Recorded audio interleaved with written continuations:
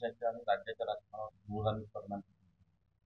ठीक आहे, दूरगामी परिणाम राजकारणावर तर सोडून द्या, पण पत्रकारांवरती आणि टी व्ही चॅनलवरती प्रचंड मोठ्या प्रमाणात तो तेवढं सांगतो. त्याला त्यांनी खोट्या बातम्या तर लावल्या, ॲनालिसिस सुद्धा खोटं दिलं, आणि त्यांनी दिलेलं ॲनालिसिस जर खरं ठरलं नाही तर चौथा स्तंभ लोकशाहीचा हा पूर्णपणे खोटं बोलतो आणि सत्य काही बोलत नाही, हेच लोकांवरती बिंबवलं जाईल असं एकंदरीत. राजकारणामध्ये उलथापालथी या तर होतच राहतील असं मी त्या ठिकाणी मानतो.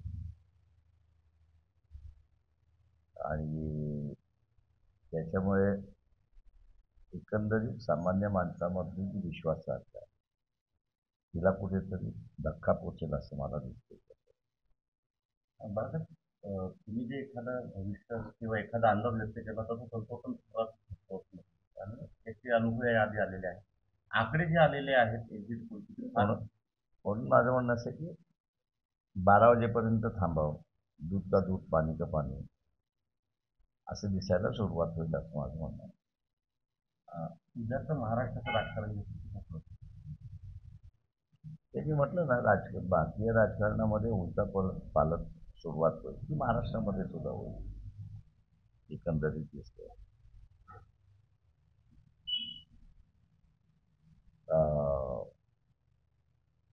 आणखी अधिक मोठ्या प्रमाणात मला असणारं संघ आणि बीजेपी याच्यात वाढताना त्या ठिकाणी दिसणार आहे.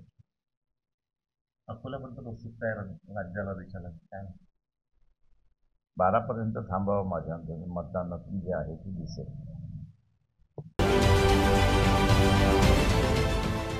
देश विदेशातील प्रत्येक घडामोडींचे लाईव्ह अपडेट मिळवण्यासाठी आता साम टीव्हीच्या सर्व सोशल मीडिया प्लॅटफॉर्मला लाईक, फॉलो आणि सबस्क्राईब करा.